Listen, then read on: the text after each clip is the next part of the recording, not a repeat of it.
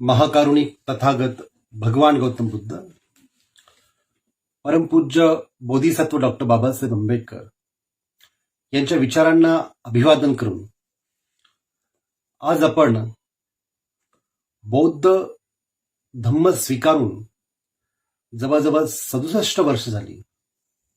या 67 वर्षामध्ये समाजाने काय मिळवलं, बौद्ध धम्म स्वीकारल्यानंतर कोणत्या कोणत्या गोष्टी समाजाचा एकंदरीत विकास करू शकला किंवा विकास होऊ शकला, आणि समाजाची भविष्य काळातील कशा प्रकारची दिशा असेल किंवा अवस्था असेल किंवा सद्यस्थिती काय, या संदर्भात आपण या ठिकाणी जाणून घेणार आहोत. खरं तर बौद्ध धम्माची स्वीकृती, बौद्ध धम्म आणि या बौद्ध धम्माचं प्रवर्तन, म्हणजे त्याला धम्मचक्र प्रवर्तन आपण असं म्हणतो, तो दिवस कालच अशोका विजयादशमीला संपूर्ण महाराष्ट्रात, आणि महाराष्ट्रातच नव्हे तर संपूर्ण भारतात आणि परदेशात देखील साजरा केला. मला वाटतं बाबासाहेब आंबेडकरांनी इतकं महत्तम कार्य याद्वारे करून ठेवलेलं आहे की ज्यावेळेस नागपूर या ठिकाणी बौद्ध धम्माची दीक्षा घेतली, त्या दीक्षेला जवळजवळ 5 लाख लोक उपस्थित होते, 5 लाख अनुयायी उपस्थित होते. आणि नागपूर इथल्या धम्मदीक्षेनंतर चंद्रपूर या ठिकाणी बाबासाहेबांनी धम्मदीक्षा घेतली. त्या कार्यक्रमाला जवळजवळ 3 लाख लोक उपस्थित होते. बाबासाहेबांचं महाप्रयाण झाल्यानंतर दादर चैत्यभूमी या ठिकाणी जवळजवळ 20 लाख लोकांनी बौद्ध धम्माची दीक्षा घेतली. म्हणजे सम्राट अशोकानंतर इतकी प्रचंड मोठ्या प्रमाणामध्ये धम्मदीक्षा घेण्याचं कार्य जर कुणी साकार केलं असेल तर परमपूज्य बोधिसत्व डॉक्टर बाबासाहेब आंबेडकरांनी साकार केलेले. म्हणून त्यांनी केलेल्या या महत्तम पूर्ण या कार्यास आपण सतत स्मरणामध्ये ठेवत असतो. आणि स्मरणामध्ये ठेवत असताना बौद्ध धम्म बाबासाहेबांनी का स्वीकारला, बौद्ध धम्म स्वीकारण्यापूर्वी बाबासाहेबांची भूमिका ही कोणत्या स्वरूपाची होती, इथले जे लोक होते, जे अस्पृश्य होते किंवा जे बहुजन लोक म्हणून या ठिकाणी संबोधले जात होते, किंवा जे लोक या ठिकाणी ब्राह्मणेतर अशा पद्धतीचे लोक होते, अशा लोकांमध्ये, विशेषतः अस्पृश्य लोकांमध्ये, अस्पृश्य जातींमध्ये त्या जातींचा उद्धार करणे, त्या जातींना योग्य दिशा देण्याचा प्रयत्न करणे, त्यांचे हक्क अधिकार, त्यांच्यावरती होणारे अन्याय अत्याचार यातून मुक्ती मिळवणे, हक्क मिळवणे, अधिकार प्राप्त करणे, अशा पद्धतीने समाजाची शैक्षणिक, सामाजिक, आर्थिक अशा स्तरातून विकासाची भूमिका ठेवणे, आणि सातत्याने या गोष्टीसाठी ब्रिटिशांशी, कधी स्वकीय जे होते त्यांच्याशी लढण्याचा प्रसंग वारंवार हा बाबासाहेबांना आलेला आहे. बाबासाहेबांची भूमिका ही स्पष्ट होती, इथल्या समाजाचा सर्वांगीण विकास करणे. या दृष्टिकोनातून ज्यावेळेस बाबासाहेबांना असं लक्षात आलं की आपण राजकारणात सक्रिय झाल्याशिवाय आपण या समाजाला योग्य दिशा किंवा या समाजाला जे त्यांचे हक्क आहेत, अधिकार आहेत, किंवा त्यांची जे काही त्यांना जे मानवतेच्या सर्वांगीण विकासासाठी ज्या ज्या आवश्यक गोष्टी आहेत त्या गोष्टी प्राप्त करण्यासाठी आपण सातत्याने त्यांना राजकारणामध्ये प्रगल्भता आणण्यासाठी शिक्षणाची कास्त धरून दिलेलीच आहे. शिक्षण घ्या हे वारंवार आपण त्यांना सांगितलेलं आहे. परंतु याची सुरुवात जी आहे ही राजकीय सत्ता, या राजकीय सत्तेमध्ये गेल्यावरतीच आपण त्यांना खऱ्या अर्थाने योग्य न्याय त्यांना देऊ शकतो, योग्य त्यांचे अधिकार आणि त्यांना सर्व गरजा मिळतील अशा पद्धतीने आपण सगळ्या गोष्टी त्यांच्यामध्ये निर्माण करू शकतो. त्यांच्यावरती लादलेली गुलामगिरी आपण नष्ट करू शकतो. म्हणून बाबासाहेबांनी सुरुवातीला राजकीय जीवन, सार्वजनिक जीवन हे राजकारणाशी कसं संबंधित आहे आणि राजकारण कशा पद्धतीने प्रभाव करत असतं, या दृष्टिकोनातून आपली पावलं उचलली होती. आणि त्या दृष्टिकोनातून त्यांनी या समाजाला घडवण्यासाठी, आणि इथले जे लोक होते, जे उच्चवर्णीय होते, त्या उच्चवर्णीय नेत्यांच्या विरोधामध्ये बाबासाहेबांनी प्रचंड मोठ्या प्रमाणामध्ये संघर्ष केलेला आहे. आणि या संघर्षातून बाबासाहेबांना असं लक्षात आलं की या समाजाचा उद्धार केवळ राजकीय गोष्टी प्राप्त करून होणार नाही, तर या समाजाला योग्य दिशा द्यायची असेल तर या समाजाला धर्मांतराची आवश्यकता आहे. कारण की हिंदू धर्मामध्ये राहून या समाजाचा उद्धार होऊ शकत नाही. हे बाबासाहेबांनी ज्यावेळेस गांधींनी गोलमेज परिषदेला केलेला विरोध, त्यातून झालेला पुणे करार आणि त्यातून जे काही निष्पन्न झालं, जे काही विचार विमर्श झालं, त्यातून हिंदू धर्माचा तुम्ही एक अविभाज्य भाग आहात. तुमच्यामध्ये शैक्षणिक सुधारणा घडवू शकतो, तुमच्या कामामध्ये आपण सुधारणा घडवू शकतो, परंतु तुम्हाला सर्वच गोष्टींचे हक्क आणि अधिकार प्राप्त होणार नाही. तुम्ही ज्या पद्धतीचा दर्जा मागू इच्छिता तो दर्जा तुम्हाला आम्ही देऊ शकणार नाही. अशा स्पष्ट भूमिका त्यावेळेस गांधींनी घेतली आणि त्या काळातील अनेक नेत्यांनी या प्रकारच्या भूमिका घेतल्या. इवन डॉक्टर बाबासाहेब आंबेडकरांना हिंदू महासभेचे अध्यक्ष त्या काळातले डॉक्टर मुंजे हे देखील धर्मांतराच्या निर्णयाला त्यांना समर्थन देण्यासाठी आले होते. परंतु धर्मांतर फक्त शीख धर्मामध्ये करत असाल तरच ते समर्थन होतं. मुस्लिम आणि ख्रिश्चन धर्मामध्ये जर धर्मांतर करत असाल तर हिंदू महासभेचा त्याला विरोध राहील असंही सांगितलं होतं. बाबासाहेबांनी सांगितलं की शीख धर्म स्वीकारला तर फक्त पंथ बदलल्यासारखं होईल, ख्रिश्चन किंवा मुस्लिम धर्म स्वीकारला तर आम्हाला आमच्या आर्थिक ज्या गोष्टी आहेत त्या आर्थिक गोष्टी ह्या वृद्धिगत करता येईल, त्या वाढवता येईल, आम्हाला आमचा आर्थिक विकास त्या धर्मामध्ये केल्यावरती करता येईल, कारण ते धर्म आर्थिकदृष्ट्या सक्षम अशा पद्धतीचे धर्म आहेत. म्हणून बाबासाहेबांनी हा दृष्टिकोन समोर ठेवला, परंतु मुंजेंनी त्याला विरोध केला. बाबासाहेबांनी अनेक लोकांना ही मतमतांतर विचारल्यानंतर बाबासाहेबांनी ज्यावेळेस निर्णय घेतला धर्मांतराचा आणि तो पण बुद्ध धर्मच स्वीकारण्याचा, त्यावेळेस बरेचसे लोक हे बाबासाहेबांच्या विरोधात गेले.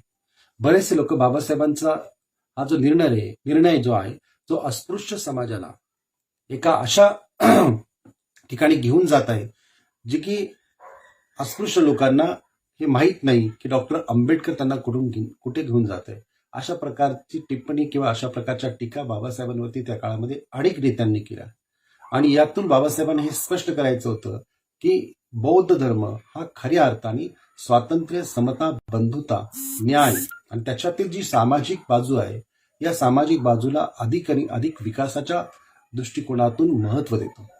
बुद्ध धर्मामध्ये कोणत्याही प्रकारच्या जाती नाही, बुद्ध धर्मामध्ये कोणत्याही प्रकारचं उच्च आणि नीच अशा प्रकारचा भेद नाही. बुद्ध धर्म कोणावरती गुलामगिरी लादत नाही. बुद्ध धर्म कोणत्याही कामाचं विभाजन करून त्या माणसाला विभागत नाही. बुद्ध धर्म हा सगळ्यांसाठी समान आहे, तिथे स्त्री आणि पुरुष अशाही प्रकारचा भेद नाही. उलट बुद्ध असं म्हणतात की महासागराप्रमाणे माझा संघ आहे, या संघामध्ये ज्याप्रमाणे अनेक नद्या महासागराला जाऊन मिळतात त्या पद्धतीने अनेक जाती धर्माचे किंवा पंथाचे जी लोक आहेत ती या भिक्खू संघामध्ये किंवा बौद्ध संघामध्ये सहभागी होतात आणि त्याचा एक महासागर बनत असतो. या दृष्टिकोनातून बुद्ध धर्म जो आहे हा एका महासागरासारखा आहे, त्याच्यामध्ये अनेक प्रकारच्या जाती जमाती या विसर्जित होतात, तिथे कुठली जात उरत नाही. आणि मग अशा पद्धतीचा दृष्टिकोन बाबासाहेबांनी बऱ्याच ठिकाणी नमूद केला. बाबासाहेबांनी मुंबई या ठिकाणी एक भाषण केलं, त्या भाषणामध्ये मी बुद्ध धर्मच स्वीकार नाही, बुद्ध धर्माशिवाय तरणोपाय नाही, अशा प्रकारची भूमिका घेतली. बाबासाहेबांच्या या भूमिकेला त्यांचे काही सहकारी जे होते त्यांनी जसं मद्रास या ठिकाणी किंवा दक्षिण भारतामध्ये बुद्ध धर्माचा अभ्यास करण्यासाठी किंवा बुद्ध धर्माची केंद्र पाहण्यासाठी एक प्रवास दौरा केला होता, एक प्रवास त्यांनी केला होता आणि त्याच्यामध्ये त्यांना मद्रास प्रांतामध्ये अनेक बुद्ध धर्माचं आचरण करणारी लोक सापडली. त्यांच्याशी चर्चा विमर्श केल्यानंतर ते पण तिथल्या जे काय अस्पृश्यता होती त्या अस्पृश्यतेला सोडूनच त्यांनी बौद्ध धर्म स्वीकारला होता. आणि या दृष्टिकोनातून बाबासाहेबांनी एक सूत्र सापडलं, जर खऱ्या अर्थाने जर या समाजाचा उद्धार करायचा असेल आणि अस्पृश्यांचा उद्धार करायचा असेल तर आपल्याला या धर्माशिवाय पर्याय नाही. आणि हा धम्म हा खऱ्या अर्थाने माणसाला मानवमुक्ती मिळवून देऊ शकतो. हा माणसाला माणूसपण म्हणून जे काही नीतीचं शिकवण देतो ती शिकवणच खूप महत्वाची आहे. आणि म्हणून बाबासाहेबांनी त्या काळामध्ये या प्रकारची भाषणं केली आणि या समग्र समाजाला, अस्पृश्य समाजाला त्यांनी आव्हान केलं की तुम्ही बौद्ध धर्म स्वीकारा. बौद्ध धर्म स्वीकारला तर तुमच्यावरती होणारे अन्याय अत्याचार कमी होतील. बौद्ध धर्म स्वीकारला तर तुम्हाला तुमचे हक्क प्राप्त होतील, तुम्हाला तुमचे अधिकार प्राप्त होतील. बौद्ध धर्म स्वीकारला तर तुम्ही कोणत्या जातीमध्ये बांधून राहणार नाही, तुमचा एक स्वतंत्र धर्म बनेल. बौद्ध धर्म स्वीकारला तर तुम्हाला स्वातंत्र्य प्राप्त होईल. बौद्ध धर्म स्वीकारला तर तुमचे जे काही हिंदू धर्मातील ज्या अंधश्रद्धा, चालीरीती, रूढी, परंपरा याला तुम्ही तिलांजली देऊ शकाल. बौद्ध धर्म स्वीकारला तर तुम्ही उच्च प्रतीचं जीवन जगू शकाल. बौद्ध धर्म स्वीकारला तर आंतरराष्ट्रीय बौद्ध जे आहेत ते बौद्धांशी तुमचा संबंध जुळू शकतो, यातून तुमचा विकास होऊ शकतो. बौद्ध धर्म स्वीकारला तर तुमच्यामध्ये समता येऊ शकते. बौद्ध धर्म स्वीकारला तर तुमच्यामध्ये शिक्षणाचा विकास होऊ शकतो. बुद्ध धर्म स्वीकारला तर तुमच्यामध्ये सर्वांगीण विकास हा निश्चितपणे होऊ शकतो. अशा पद्धतीने बाबासाहेबांनी त्या काळामध्ये भाषणं केली. या भाषणातून अनेक लोक ही प्रभावित झाली. अनेक लोक ही बुद्ध धर्माचा अभ्यास करू लागली, बुद्धांचा अभ्यास करू लागली. परंतु त्या काळामध्ये बाबासाहेबांना विरोध करणारे बाबासाहेबांचे काही सहकारी पण होते, जे राजकारणामध्ये खूप सक्रिय होते. असे लोक बाबासाहेबांनाही असं म्हणायला लागले की आता राजकारण म्हणजे या ठिकाणी इलेक्शन आलेलं आहे आणि इलेक्शनच्या दरम्यान अशा प्रकारचं धर्मांतर करणं बाबासाहेब हे आपल्यासाठी धोक्याचं होऊ शकतं, म्हणून धर्मांतराला अनेक लोकांनी विरोध केला. परंतु काही जी नागपूर, विदर्भ या ठिकाणचे बाबासाहेबांचे जे सहकारी होते, त्या सहकाऱ्यांनी मात्र बाबासाहेबांना सांगितलं की तुम्ही तयारी सांगा कोणती करायची, आम्ही सर्व तयारी करायला तयार आहे. त्याच्यामध्ये बाबासाहेबांचे विश्वासू सहकारी की बॅरिस्टर राजाभाऊ खोब्रागडे, त्याचप्रमाणे त्या ठिकाणचे वामनराव गोडबोले यांनी बाबासाहेबांना या कार्यामध्ये सातत्याने त्यांच्याशी पत्रव्यवहार करून कशा पद्धतीने हा धम्मदीक्षेचा सोहळा करायला पाहिजे याची त्यांनी सविस्तर चर्चा केली.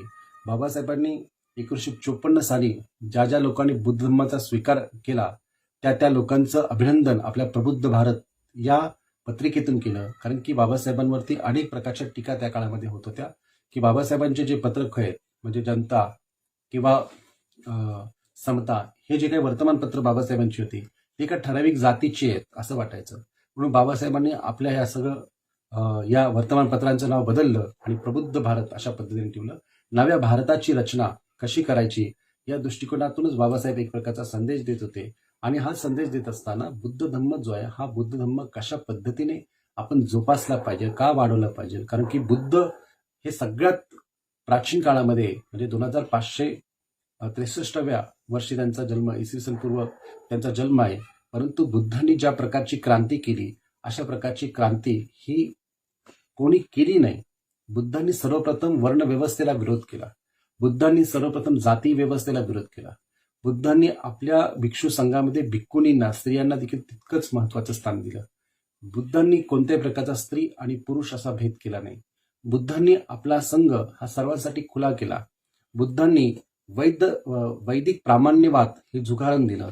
बुद्धांनी स्वतःची एक नवीन धम्माची संकल्पना मांडली आणि बुद्धांनी एक नवीन विचार या समाजामध्ये आणले.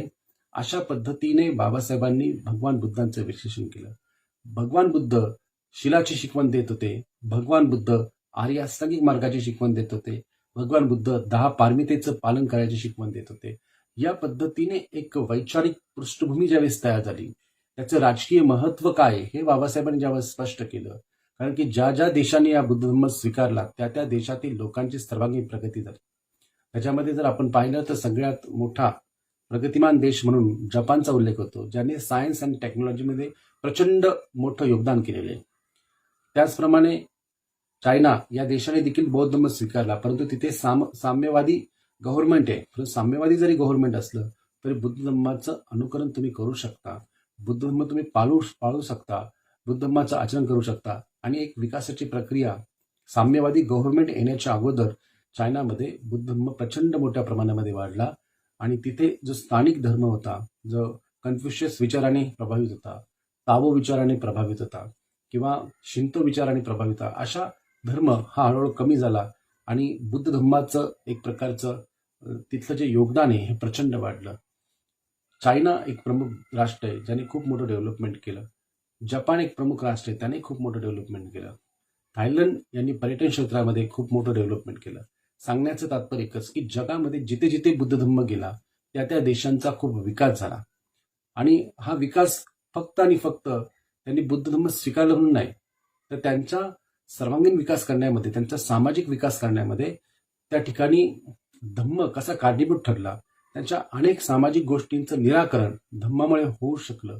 आणि या दृष्टिकोनातून बुद्ध धम्म हा जागतिक स्तरावरती फोफावत गेला. याचं सगळ्यात मोठं योगदान आपल्याला द्यावं लागतं ते सम्राट अशोकांना.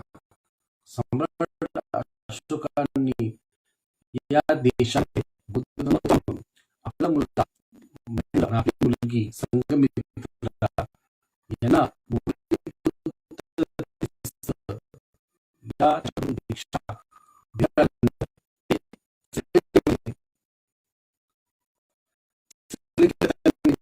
धम्माचा प्रचार केला. असे अनेक राष्ट्रांमध्ये अनेक राष्ट्रांमध्ये बुद्ध धर्माचा प्रचार केला.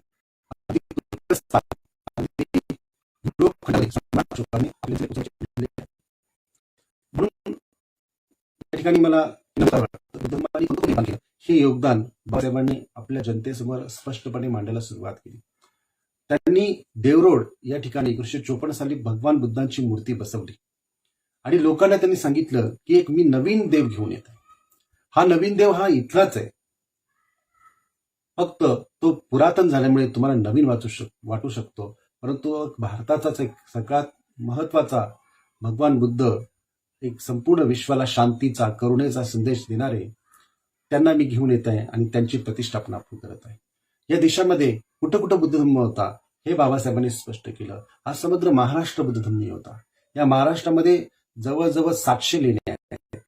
या 700 लेण्यांमध्ये बुद्धाचे भिक्षू जे होते ते वास्तव्य करत होते. त्यांनी या लेण्यांची निर्मिती केली. अशा अनेक प्रकारचे दाखले बाबासाहेबांनी दिले. पंढरपूरचं जे मंदिर होतं हे प्राचीन काळामध्ये एक प्रकारचं बुद्धविहार होतं आणि हे महाबुद्धविहार म्हणून हे प्रसिद्ध होतं. हे बाबासाहेबांनी आपल्या देवरोडच्या भाषणामध्ये सांगितलं. इतकंच नव्हे तर बाबासाहेबांनी बुद्ध धम्म या भारतामध्ये, या भारताचं पूर्वीचं नाव जम्बूद्वीप असं होतं, या जम्बूद्वीपमध्ये जवळजवळ सगळ्या ठिकाणी पसरलेलं होतं. विद्यापीठ किंवा तक्षशिला विद्यापीठ अशी विद्यापीठ होती. अवंती विद्यापीठ, विक्रमशिला विद्यापीठ, या विद्यापीठामध्ये बुद्ध धम्माचा अभ्यास करणारे प्रचंड विद्यार्थी आणि येत असतात. अशा प्रकारे बुद्ध धम्म या ठिकाणी विकासाच्या बाबासाहेबांनी हा दाखला हे स्पष्ट केलं की इथले बौद्ध लोक खऱ्या अर्थाने इथले बौद्ध लोक होता, म्हणून तर तुम्ही अस्पृश्य बनला आणि अस्पृश्य बनला या व्यवस्थेच्या तुम्ही बाहेर वन सिस्टीमच्या बाहेर गेला. याचं कारण तुम्ही बुद्ध धर्माचं पालन करणार स्पष्टीकरण आणि तुमचं कशा पद्धतीने क्रांती आणि प्रतिक्रांती तुमच्यावरती होत गेली, म्हणजे स्पष्ट केलं. इतिहासाची पूर्णपणे चाचपणी केल्यानंतर बाबासाहेबांनी बुद्ध धर्म किती स्ट्रॉंग आहे आणि त्यावर स्वीकार करू शकते याचा दृष्टांत त्यांनी अनेक आपल्या भाषणातून दिला. आणि हे सर्व करताना लोकांपुढे त्यांनी सांगितलं की बुद्ध नंतर तुमची शैक्षणिक प्रगती कशा पद्धतीने होईल, कारण की हा धम्म एक प्राप्तीचा धर्म आहे. आदर्श कुटुंब व्यवस्था बनवणे, आदर्श समाज बनवणे हे बुद्ध धर्माचं काम असणार. म्हणून त्या पद्धतीने बाबासाहेबांची मांडणी ह्या स्वरूपाची होती. बुद्ध आणि धम्म हा महत्वपूर्ण ग्रंथ लिहिला आणि त्या ग्रंथामध्ये आपली संपूर्ण मांडणी संदर्भ ग्रंथ पण उपलब्ध आहे. संदर्भ ग्रंथांचा आपण सगळ्यांनी अभ्यास करणे गरजेचे आहे. अभ्यास केला तर आपल्याला खऱ्या अर्थाने धर्म काय आहे आपल्याला लक्षात येईल. बाबासाहेबांनी किती सूक्ष्म गोष्टी त्याच्यामध्ये पाहिलेल्या आहेत आणि या धर्मामध्ये कोणत्या कोणत्या गोष्टी स्वीकारल्यानंतर हे बाबासाहेबांनी स्पष्ट केलं. त्याच्यामध्ये सगळ्यात महत्वाचा टॉपिक जो आहे की धम्मदीक्षा, हा एक टॉपिक बाबासाहेबांनी भगवान बुद्धांनी त्यांचा धम्म या ग्रंथामध्ये दिला आहे. त्याच्यामध्ये सुरुवातीला त्यांनी पंचवर्गीय भिक्षूंना धम्मदीक्षा दिली. यश नावाच्या एक राजकुमाराला दीक्षा दिली की त्या राजकुमारासोबत 40 लोक या भिक्षू संघामध्ये आले आणि असा संघ जो वाढत गेला की त्याच्यामध्ये फक्त ब्राह्मण नव्हे, क्षत्रियच नव्हे, तर त्याच्यामध्ये उपाली नावाचं नाव किंवा त्याच्यामध्ये चंडालिका, जी प्रकृती नावाची एक चंडालिका आहे, चंडालिका, अंगुलीमाल जो डाकू आहे, किंवा असे काही सैनिक आहेत जे सैनिक जखमी आहेत, त्यांना देखील एक धम्म दीक्षा देण्याचं काम किंवा या संघामध्ये समाविष्ट करण्याचं काम हे भगवान बुद्धांनी केलं. हे बाबासाहेबांनी त्या स्पष्टपणे की अनेक जाती धर्माच्या लोकांना अशा पद्धतीने बुद्धांनी दीक्षा दिली आणि त्यांचा कसा विकास झाला. बाबासाहेबांच्या या उपदेशाप्रमाणे 5 लाख अनुयायांनी बुद्ध धर्माची दीक्षा घेतली आणि बुद्ध धर्माची दीक्षा घेतल्यानंतर बाबासाहेबांच्या 22 प्रतिज्ञेमध्ये मी कोणत्याही प्रकारच्या त्याच्यामध्ये त्या 6 ते 7 प्रतिज्ञा या हिंदू धर्मामध्ये असणाऱ्या देवी देवता यांच्या संदर्भातल्या आहेत. त्याच्यानंतर मी शिलाचं पालन कसं करेल असे पंचशिलाच्या संदर्भातल्या प्रतिज्ञा आहेत. त्याच्यानंतर मी आर्यशाही मार्गाचा अवलंब करेल किंवा प्रज्ञा, करुणा आणि शील याची सांगड अशा प्रकारची प्रतिज्ञा आहे. अशा प्रकारची प्रतिज्ञा आहे. बुद्ध विष्णूचा अवतार आहे, हा खोडसा प्रकार आहे असं मानतो, अशा पद्धतीची प्रतिज्ञा आहे. त्याचप्रमाणे मी माझा परत नवीन होत आहे असं मी मानतो, नवीन प्रवेश करत आहे आणि मी माझ्या जुन्या धर्माचा त्याग करत आहे. ह्या 22 प्रतिज्ञा आहे म्हणजे सदाशिव रूपाने आपण पाहताना लोकांनी ह्या स्वीकारल्या, ज्यांनी ह्या स्वीकारल्या आणि त्याप्रमाणे त्यांचं जीवन बदललं. एक तर संदेश आहे, जे उपदेश आहे, त्यातला पहिला जो उपदेश आहे की शिक्षण घ्या. शिक्षण समाजाची प्रगती होऊ शकते, शिक्षण गुलामगिरी जाऊ शकते. म्हणून शिक्षण काळात लोकांनी ज्यांनी घेतलं त्यांची सुधारणा होऊ शकते नाही किंवा बाबासाहेबांनी एक स्वाभिमानाची चळवळ उभी राहिली. म्हणून अनेक लोकांना स्वाभिमान प्राप्त करतात आणि धर्म स्वीकारल्यानंतर जास्तीत जास्त स्वाभिमान करतात. म्हणजे बरेच लोक जे आहेत ही त्यांच्या न्यूनगंडपणा जो असतो तो न्यूनगंडपणा आपोआप कमी झाला आणि त्या स्वाभिमान ही झाला.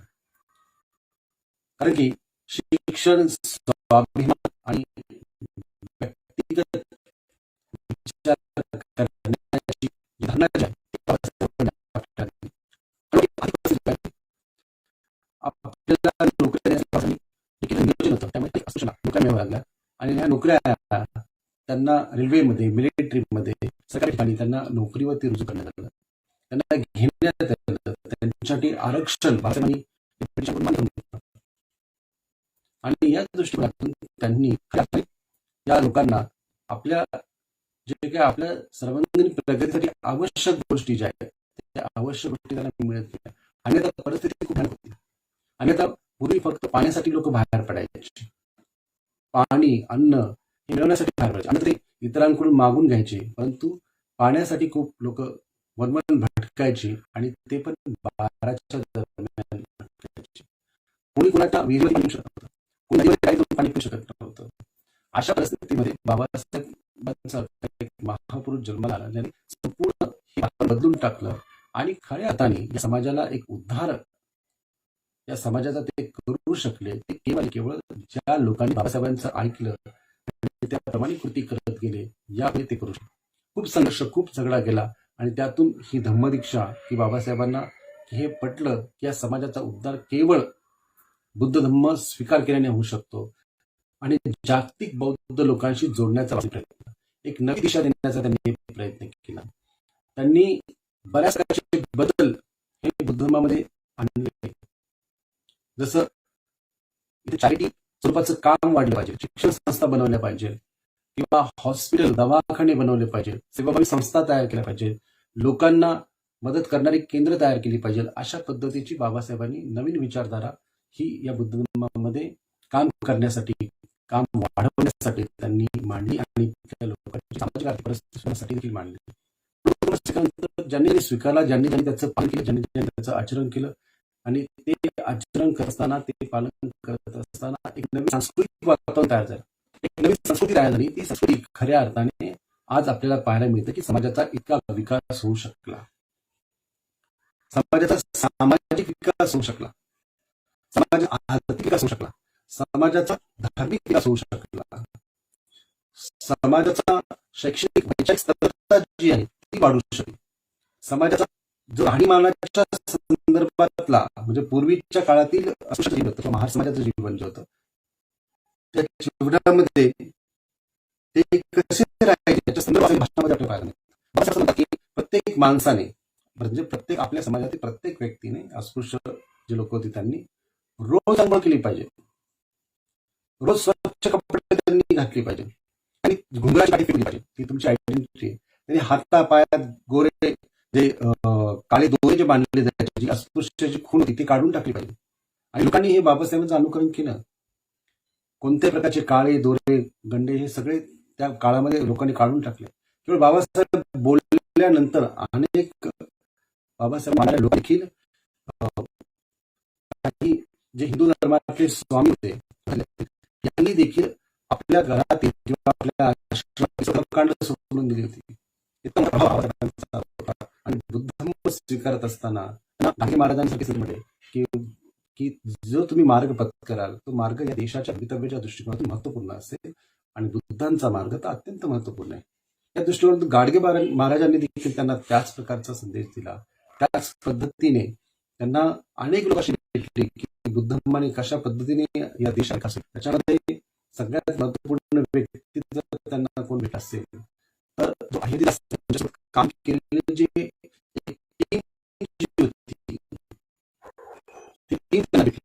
आणि महत्वाचं पुस्तक केलं ते लक्ष्मी नरसिंह लिहिलं होतं.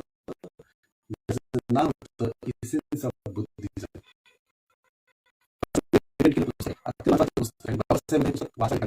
बाबासाहेबांनी सांगितलं की नवीन दृष्टिकोन हा बुद्धधर्माचा मांडण्यात आलेला आहे जो की सामाजिक आहे. म्हणून ज्या ज्या लोकांनी बुद्ध धर्म स्वीकारला, ज्या ज्या लोकांनी बाबासाहेबांनी सांगितलं त्या पद्धतीने आपलं जीवन ठेवलं उद्धार होऊ शकलं, त्यांची सर्व प्रगती होऊ शकली. त्या लोकांना फार काही आर्थिक समस्या अशा भाग नाही. अगदी स्लम एरियामध्ये राहणारा एखादा व्यक्ती आहे, एखादा बौद्ध परिवार आहे, ते देखील त्यांची कुवत आहे की ते देखील त्यांचं लग्न चांगल्या पद्धतीने करू शकतात. आज आपण समाजामध्ये पाहू शकतो. आज समाजाची पूर्वीच्या काळची सुधारली आहे. पूर्वी लोक ज्या एरियामध्ये राहत होते ते एरिया सोडून आज लोक त्याच्या सोसायटीमध्ये फ्लॅटमध्ये राहायला गेलेली आहे किंवा काही लोकांचे बंगलो आहेत. काही लोक उच्च विद्या विभूषित होऊन परदेशामध्ये गेलेली आहे आणि तिथे ते आपलं काम करत आहे. म्हणून समाजाची प्रगती जी आहे ही बुद्ध धर्म स्वीकारल्यामुळे एक वेगळी आयडेंटिटी त्यांना प्राप्त झाली आणि ही वेगळी आयडेंटिटी प्राप्त झाल्यामुळे ते आपल्या कामामध्ये यश प्राप्त करू शकले. ते कोणत्याही प्रकारच्या जातीला चिकटून नाही तर ह्या सर्व जाती विसर्जित झाल्या आणि धर्म जो आहे हा प्रस्थापित झाला.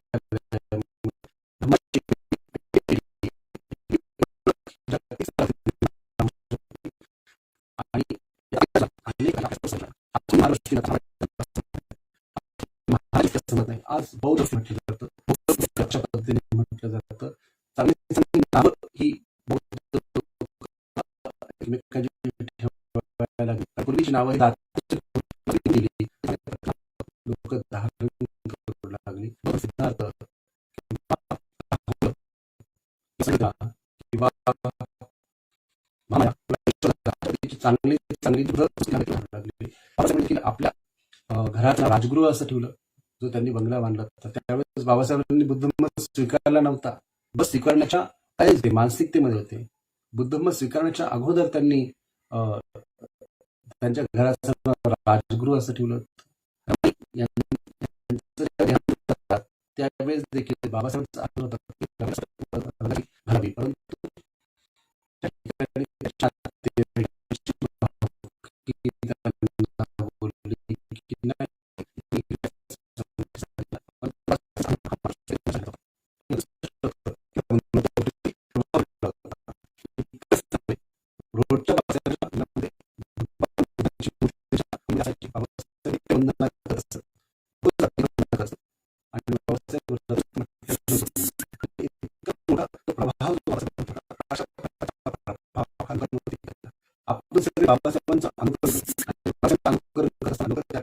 बाबासाहेबांचा आणि हळूहळू मग बुद्धविहार वर्णन केली. बुद्धविहारामध्ये जे काही शिक्षित लोक शिक्षक लोक शिकू लागली आणि हळूहळू इथल्या विधी केल्या. आपल्याकडे असणारं ईश्वराचं स्थान बदलून दिलं. त्यामध्ये आपण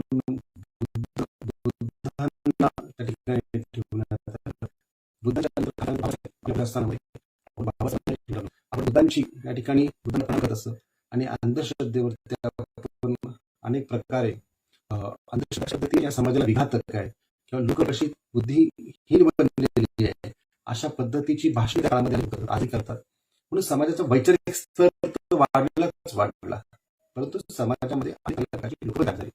विचारवंत तयार झाले, साहित्यिक तयार झाले, कवी तयार झाले, चित्रकार झाले, संगीत किंवा गीतकार तयार झाले, चांगली चांगली गाणी लोकांनी निर्माण केली. वामनराव गोडले मोठे कवी झाले आणि या सगळ्यांनी एक प्रकारची सांस्कृतिक चळवळ जी आहे ती विकसित केली. या सांस्कृतिक चळवळीला विकसित करताना प्रभाव जो होता तो एक आणि बुद्ध धर्माचा होता. आणि याचा अर्थ पडला की प्रचंड मोठी क्रांती बाबासाहेब करू शकले आणि याच्यामुळेच लोक आणि संपूर्ण समाज सुधारला. हा समाज सुधारल्यानंतर एक मोठी क्रांती होती, परंतु आता जी सध्याची परिस्थिती या समाजामध्ये आलेली आहे एक वर्ग बनलेला आहे की जो फक्त एक बुद्धिमान लोकांचा वर्ग आहे. एक वर्ग आहे फक्त जो वैचारिक गोष्टी बोलतो आणि वैचारिक गोष्टी बोलतो. म्हणजे आजचं जे स्वरूप आहे, बुद्धिमानाचं जे आजचं स्वरूप आहे ते खूप वेगळं आहे. लोकांनी फक्त भाषेला चळवळ केली. भाषण देणे किंवा एकमेकांना विचार सांगणे इतकी चळवळ होऊ शकते, हा प्रबोधनाचा पण ही मुवमेंट नाही होऊ शकत. म्हणून प्रत्येक व्यक्तीला एकमेकाला भाषण देऊ लागला तर त्या भाषणातून कृती करायची आहे, कृती करायची राहून जाते आणि कृती नाही कृती कार्य हा आपल्याला पाहायला जाते. अनेक लोक काय सांगितलं काय नाही सांगितलं याविषयी बोलतात, परंतु ते बोलत ते तोंडी बोलतात, अशी प्रत्यक्ष कृती आपल्याला कुठे पाहायला मिळत नाही. म्हणून प्रत्यक्ष कृती व्हायचं थांबून गेलं. दुसरी गोष्ट, समाजामध्ये धम्म कार्य वाढायला पाहिजे तितकं ते वाढत नाही, कारण की प्रत्येक ठिकाणी त्या लोकांवरती एक दबाव असतो. तिथल्या स्थानिक राजकारण असेल किंवा आजूबाजूच्या राजकीय परिस्थिती असेल याचा एक दबाव तयार होतो. या दबावामुळे लोक बुद्धविहारात जायची बऱ्याच ठिकाणची बुद्धविहार म्हणजे कालच्या धम्मचक्र प्रवर्तन दिनानिमित्ताने ज्यावेळेस मी या शहरामध्ये फिरलो त्यावेळेस बरीचशी विहार ही चालू होती.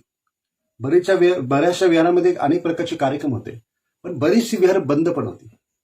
तिथे दोन तीन लोकच उपस्थित असायचे आणि दोन तीन लोकच फक्त त्या ठिकाणी जाऊन वंदन वगैरे करून वंदना वगैरे म्हणून ते हार वगैरे घालून ते बाहेर यायचे. अशी परिस्थिती आहे की लोक त्या ठिकाणी जमत नाही. याला कारण काय? याला कारण आहे की आपलं जे एकमेकांच्या प्रती जे सौधार्य जे आहे, आपली जी एकमेकांच्या प्रती जी बंधुता आहे, प्रेम भावना जी आहे किंवा समता जी आहे ही विकसित होत असतं आपल्याला दिसत नाही. ही विकसित झाली कारण की आज खूप काळाची गरज. आज सोशल मीडियावरती किंवा व्हॉट्सअप फेसबुक यावर होऊ शकत नाही. हे माध्यम परंतु या माध्यमाला एक लिमिटेशन्स. हे माध्यम जे आहे ते खूप जास्त परिणाम नाही करू शकत. प्रत्येक व्यक्ती जास्तीत जास्त एक मिनिट एखादी गोष्ट एका व्हिडिओ मिनिटाच्या जात नाही. 5 सेकंद तो 5 मिनिट आहे. परंतु प्रत्यक्ष लोकांमध्ये येणे, प्रत्यक्ष लोकांमध्ये त्यांना विचार त्यांची विचार करणे, त्यांच्या समस्या जाणणे, त्यांच्या सामाजिक आर्थिक किंवा नोकरीच्या संदर्भात किंवा व्यवसायाच्या संदर्भात समस्या आणणे हे खूप महत्वाचं आहे. आणि तो व्यक्ती ते कुटुंब बुद्ध धर्माचं पालन करतं का नाही, जर करत नसेल तर त्याकडे जाणे, सातत्य ठेवणे, त्याच्या विचार परिवर्तन करणे असं काम करणे गरजेचं आहे. कारण की अनेक पॅव्हिलियन अशा पद्धतीने पुन्हा हिंदू धर्माच्या मार्गावर हिंदू धर्माच्या मार्गावरती चालले असताना बाबासाहेबांनी हा धर्म का सोडला आणि धर्म का स्वीकारला, 22 प्रतिज्ञा का दिला, या लोकांना समजत नाहीये. ते बिनधास्तपणे गणपती बसवतात, ते बिनधास्तपणे नवरात्र खेळतात, ते बिनधास्तपणे यात्रा करायला लागले आणि फोटो याचे व्हिडिओ सोशल मीडियावरती जाहीरपणे पोस्ट करतात. त्यांना कोणत्या प्रकारची सामाजिक भीती वाटत नाही, त्यांना कोणत्याही प्रकारची धार्मिक भीती वाटत नाही, त्यांना दुसरी लोक त्यांना काय म्हणतील याबद्दलही त्यांना काही वाटत नाही. तर अशा पद्धतीने लोकांची सामाजिक भीती पूर्णपणे गेलेली आहे. समाजातील संघटन शक्ती जी आहे ती विभागलेली आहे. या संघटन शक्तीला विभागल्यामुळे कोणी ज्याला जसं वाटेल तो त्या पद्धतीनेच काम करतोय आणि प्रत्येक व्यक्ती असं म्हणतोय की मला माझ्याकडे पैसे आहेत आणि मी त्या पैशाचं कसं काय पद्धतीने काय कसं सिलेक्शन करायचं, काय करायचं ते मी ठरवेल. हे आमचं स्वातंत्र्य आहे. काही सोशल मीडियावरती व्हायरल झालेली जी काही क्लिप होती, जी गणपती बसवलेली, त्या गणपती बसवलेल्या क्लिपमध्ये की एक व्यक्ती जाहीरपणे नाचत आहे आणि ते सोशल मीडियावर टाकतात. एक स्त्री म्हणते की आम्हाला कोणता देव आणायचा कोणता देव नाही आणायचा हा आमचा अधिकार आहे, तुम्ही त्याच्यामध्ये काही शकत नाही, अशा पद्धतीने जाहीर भूमिका लोक घेतात. म्हणून समाज म्हणून कुठे राहिलेले नाही. जो तो व्यक्ती जो आहे तो आपल्या मनाप्रमाणेच कोणतीही गोष्ट करत आहे. आणि ही एक फार मोठी शोकांतिक आजच्या काळाची आहे की हळूहळू लोक बुद्ध धर्मापासून दूर जात आहे. हळूहळू लोक बुद्ध धर्मापासून फक्त बुद्ध धर्म हा आपला गृहप्रवेश, लग्न किंवा मृत्यू झाल्यानंतर पुण्यानुमोदन, अंत्यसंस्कार इतकाच मर्यादित झालाय असं वाटतं. आणि याही पहिले मी अनेक लोक अशी पाहिली की जे या सगळे कार्यक्रम करतात, बौद्ध पद्धती करतात आणि हिंदू पद्धती ब्राह्मण पण करतात. अशा पद्धतीची पण लोक खूप समाजामध्ये आहेत. आणि या सर्व अशा प्रवृत्तीच्या आणि अशा विचाराच्या किंवा अशा लोकांमुळे समाजाचं अतोनात नुकसान होत आहे.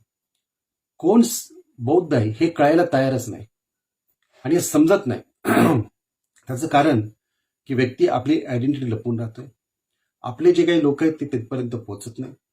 ज्या आपल्या धार्मिक संस्था आहेत किंवा ज्या आपल्या सामाजिक संस्था आहेत ते त्याच्यामध्ये बदल घडावा म्हणून त्या पद्धतीने कोणतेही कार्य करत असताना आपल्याला दिसत नाही. समाजाचा एक शैक्षणिक स्तर जरी वाढला असला किंवा जरी वाढला असता तरी समाज काही लोक जी आहेत ती आजही या पद्धतीने सांस्कृतिक गुलामगिरीच्या अवस्थेत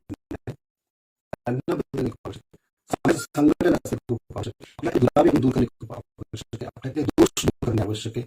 म्हणजे मी बऱ्याच पाहिलं की काही लोक असं म्हणतात की बुद्ध विहारामध्ये आम्ही जात नाही. त्याचं कारण की एकतर त्यांनी आमचं सत्कारामध्ये भाग घेतला नाही, आमचा सत्कार केला. बुद्ध विहारामध्ये आम्ही जात नाही कारण की तिथं जेवण ठेवलं होतं ना, आमच्या वेळेचं जेवण संपलं. अशा पद्धतीने लोकांनी इतके रुसवे फुगवे तयार केलेले आहेत आणि या व्यक्तिगत छोट्या छोट्या आपण इतका अडकलेला आहोत की त्यातून आपण बाहेर पडत नाही. तर तुम्ही बाबासाहेबांची कार्यकर्त्यांच्या संदर्भामध्ये त्यांनी केलेला जर पत्र व्यवहार जर तुम्ही पाहिला तर बाबासाहेब प्रत्येक गोष्ट ही कार्यकर्त्याला सांगत असताना म्हणतात की कुठली गोष्ट ही आपल्या अहंकारामुळे अगदी टोकाला घेऊन जाऊ नये. अहंकारामुळे आपण आपल्या ज्या ध्येयापासून, ज्या कार्यापासून जे काही आपण दूर होतो आणि व्यक्तिगत अहंकाराला आपण पोचत बसतो, म्हणून आपला विकास होऊ शकत नाही आणि आपली संघटन शक्ती ही तुटली जाते. आणि इथे समाजातील व्यक्तिगत इगोमुळे इतके घडतात आणि इतक्या काही गोष्टी निर्माण झालेल्या आहेत की प्रत्येक व्यक्ती आणि मात्र काही आंदोलन करत आहे, बुद्धांनाच आयडल मानून करत आहे, परंतु प्रत्येक व्यक्ती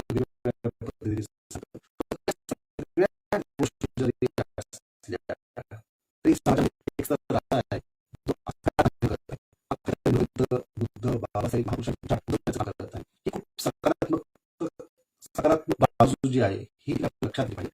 या सकारात्मक बाजूचा विकास करणे हे तितकंच गरजेचं आहे. परंतु समाजातली जी भयंकर मानसशास्त्रीय पद्धतीची जी काही नकारात्मकता आहे ती देखील आपण पाहणे खूप गरजेचं आहे. एक सामूहिक मानसशास्त्र समाजाचं पाहिलं तर ते इतकं सरमिश्रित नाही. जेव्हा आपल्या अन्याय होतो त्यावेळेस आपण एकत्र येतो, त्यावेळेस आपण त्याला प्रकारे करतो. परंतु ज्यावेळी नॅचरल एक सामाजिक स्थिती आपली चाललेली असते त्यावेळेस आपण आपल्या बुद्ध विहारामध्ये जमत नाही, जमलंच नाही, आपल्याकडे आलंच नाही, एकमेकांना भेटच नाही, कोण बुद्धिस्ट नाही कोण बुद्धिस्ट नाही हे जर आपल्याला कळलंच नाही तर आपली प्रगती होऊ शकणार नाही. जर आपण एकमेकांना ओळखतच नाही आणि आपण खरंच बंधू आहोत का नाही हेच आपल्याला समजत नसेल तर समाजाची प्रगती होऊ शकत नाही. म्हणून समाजाने सातत्याने बुद्धविहारामध्ये केंद्रित झालं पाहिजे. जर बुद्धविहार नसेल तर तुम्ही कुठल्याही गार्डनमध्ये एकत्र येऊ शकता, तुम्ही कुठेही जमू शकता. तुमचं जमणं खूप आवश्यक आहे. तुम्ही एकत्र आल्यानंतर काय करायचं अशा काळ परिस्थितीनुसार आपण समजणे खूप आवश्यक आहे. कोणती वैचारिक भूमिका आपण घ्यायची प्रत्येक कार्यामध्ये आपण समजणे आवश्यक आहे. धम्माचं पालन आपण करतोय का नाही हे जाणणं खूप आवश्यक आहे. कारण धम्म हा व्यक्तिगत स्तरावरती पालन करत असतानाच तो सामाजिक स्तरावरती विकसित होत असतो. जो आपण आपल्या कुटुंबामध्ये आपल्या घरामध्ये त्याचं आचरण व्यवस्थित ठेवलं तरच त्याची सामाजिक बाजू आपल्या समाजामध्ये पाहायला मिळते. समाजातील लोक एकमेकांना फसवत नाही, समाजातील लोक एकमेकांशी खोटं बोलणार नाही, समाजातील लोक एकमेकांची निंदा करणार नाही, समाजातील लोक नेहमी सत्य बोलतील. अशा पद्धतीने एक सामाजिक जी बाजू आहे ती विकसित होऊ शकेल.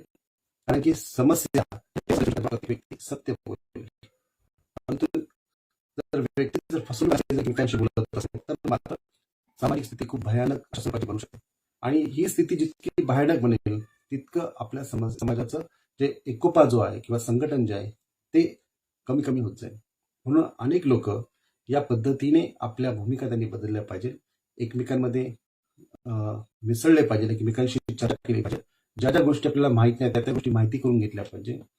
सायन्स, टेक्नॉलॉजी किंवा कला किंवा जे काय आपण ज्या ज्या क्षेत्रामध्ये काम करतो त्या क्षेत्रामधला आपला अभ्यास पाहिजे, धर्माचा अभ्यास पाहिजे, बाबासाहेबांचा अभ्यास पाहिजे.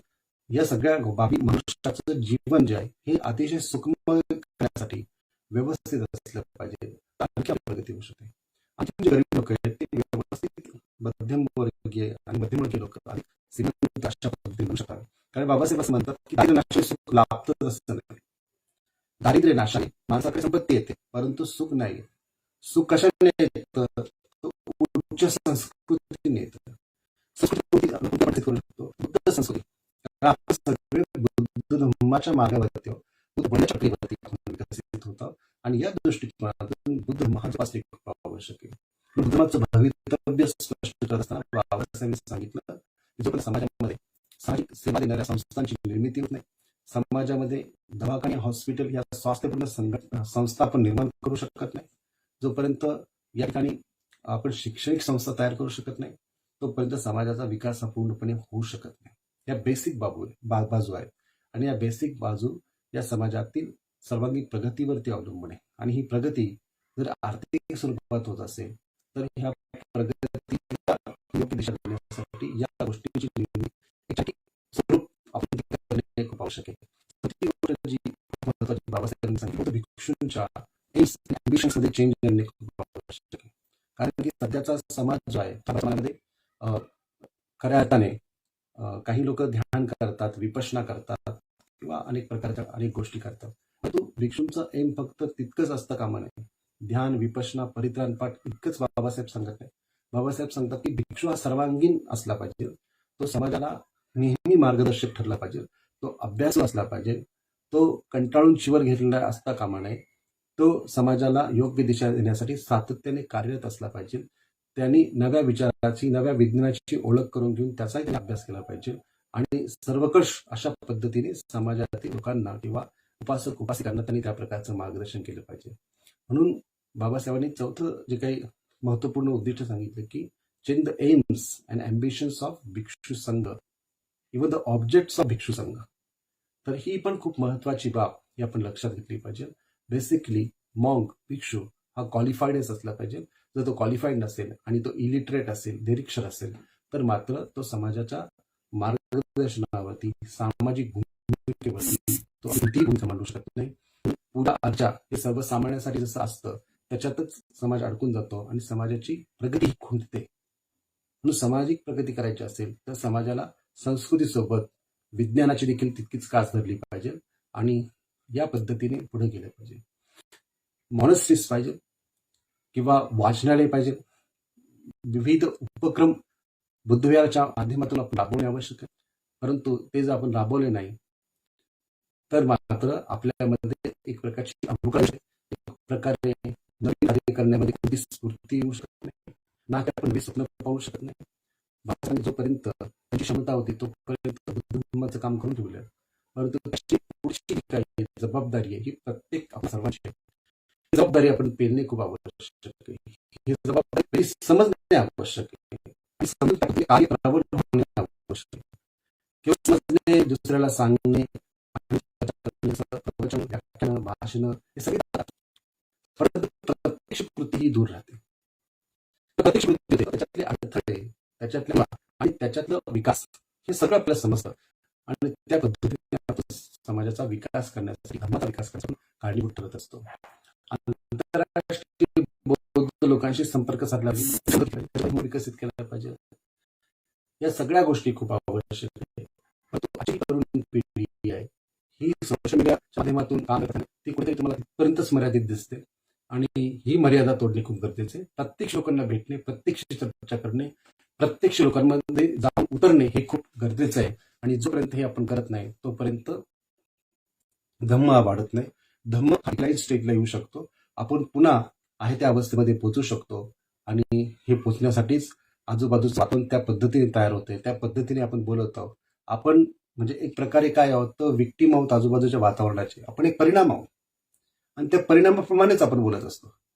म्हणून परिणाम जो आहे तो परिणाम आपण लक्षात घेतला पाहिजे की अवतीभोवतीची राजकीय वातावरणाची परिस्थिती किंवा वातावरण, सामाजिक वातावरण किंवा मीडियाचं वातावरण याचा परिणाम म्हणून आपण त्याच्यावरती प्रतिक्रिया देतोय आणि आपण तसं बनतोय.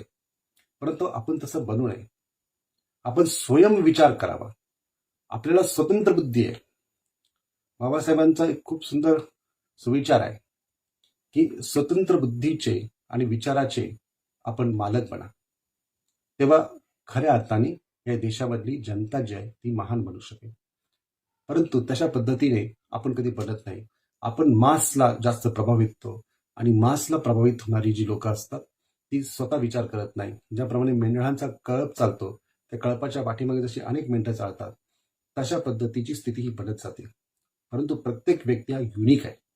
प्रत्येक व्यक्तीमध्ये एक क्वालिटी आहे.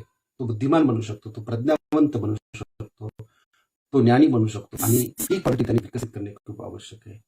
ही क्वालिटी जर त्यांनी विकसित केली तर धम्माची चळवळ अधिक गतिमान होऊ शकेल. जे बाबासाहेबांनी स्वप्न पाहिलं होतं बुद्ध धम्म हा या भारताचा एक धर्म बनेल, हे होऊ शकतं आणि हे करण्यासाठी आपण कटिबद्ध असणे आवश्यक आहे. धम्माविषयी अनेक लोकांचे गैरसमज असतात. काही लोक त्याचं चुकीचं इंटरप्रिटेशन करतात, काही लोक योग्य इंटरप्रिटेशन करतात. म्हणजे असा एक समज आहे की जे काही आहे त्या पुस्तकामध्ये लिहिलेले ते मला समजतं, जे काही त्या पुस्तकात लिहिले काही लोकांना समजत नाही आणि समजतं ह्याच्यामध्ये एक गॅप जो असतो जो की मिस इंटरप्रिटेशनचा असतो, चुकीचं विश्लेषण करण्याचा असतो. अशी चुकीचं विश्लेषण करण्याची पद्धती झालेली आहे. कारण की याचा जो फॉर्म्युला जो आहे, सिद्धांत जे आहे, जोपर्यंत प्रत्यक्ष त्या अनुभूतीवरती आपण पोहोचत नाही तोपर्यंत प्रत्येक गोष्ट ही जी आहे ही मिस इंटरप्रेट होत जाते. म्हणून मिस इंटरप्रिटेशन हे लोकांनी थांबवणे गरजेचे आहे. धम्माचा सूक्ष्मपणे अभ्यास करा. बाबासाहेबांच्या चळवळीचा हा सर्वांगीण अभ्यास करा. कारण की बाबासाहेबांच्या सोबत असणारी लोक कुठपर्यंत त्यांच्या सोबत होती, ती का गेली, ती कुठल्या परिस्थितीत गेली, बाबासाहेबांनी कसं एकट्याने हे काम कशा कशा पद्धतीने नवे नवे सहकारी तयार करून विकसित करू शकले, हे सगळं पाहणे खूप आवश्यक आहे. कारण की नानकचंद रत्तू हे त्यांचे सहकार म्हणजे त्यांचे सेवक होते. त्यांना बाबासाहेबांनी एका ठिकाणी असं सांगितलंय की समाजाला तू असं सांग की जितकं हे मी काम करू शकलो, हा रथ जो आहे या चळवळीचा, या कार्याचा मी इथपर्यंत आणू शकलो, हा रथ पुढे नेता नाही आला तर नेऊ नका, परंतु मागे नेण्याचं काम मात्र ते करू नका. कारण की मागे नेणे म्हणजे पुन्हा गुलामगिरीच्या अवस्थेमध्ये जाणे. अशी गुलामगिरीची अवस्था अनेक वेळा इतिहासात आलेली आहे. पुन्हा त्याचे दाखले पण बाबासाहेबांनी अनेक ठिकाणी दिलेले आहे की सम्राट अशोकांच्या नंतर कशा पद्धतीने गुलामगिरी आली. क्रांती आणि प्रतिक्रांतीमध्ये बाबासाहेबांनी याचं खूप चांगल्या पद्धतीचं विश्लेषण केलेलं आहे.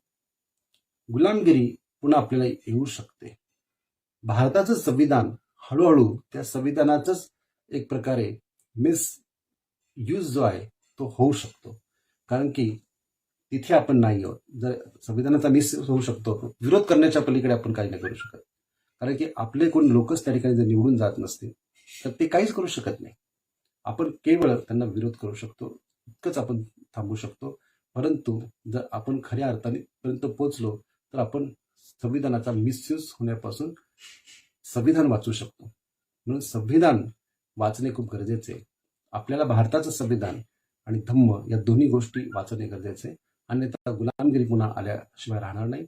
म्हणून आपण सर्वजण जे कोणी कार्य करतात धम्माचे किंवा सामाजिक, या सर्वांच्या जीवनाचा भाग हा धम्म असला पाहिजे. कारण की उच्च राहणीवरती संस्कृती अवलंबून नाही, किती तुम्ही उच्च राहिला, तुमच्याकडे संस्कृती जर नसेल तर त्याचा काही उपयोग नाही.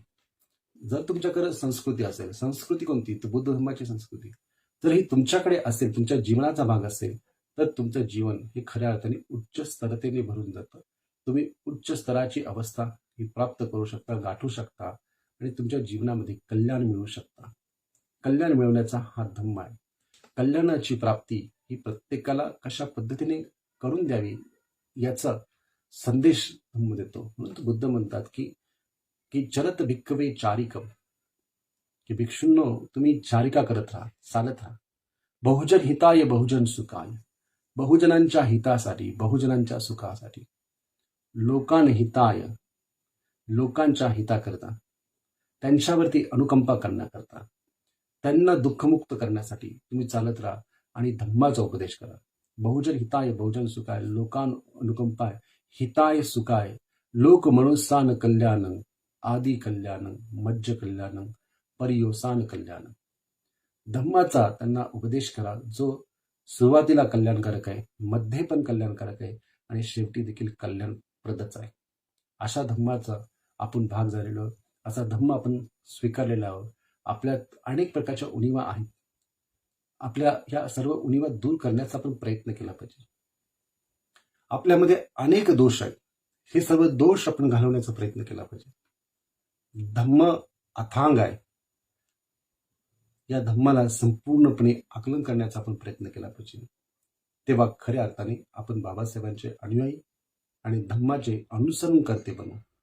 इतकंच या निमित्ताने सांगतो आणि आपल्या सर्वांना धम्मचक्र प्रवर्तन दिन, जो काल अशोका विजयादशमीच्या निमित्ताने झाला, या दिनाच्या हार्दिक शुभेच्छा देतो. आपल्या सर्वांच्या जीवनामध्ये धम्म रुजावा, वाढावा, फुलावा आणि येणाऱ्या पिढीला त्याच पद्धतीने संदेश आपण द्यावा.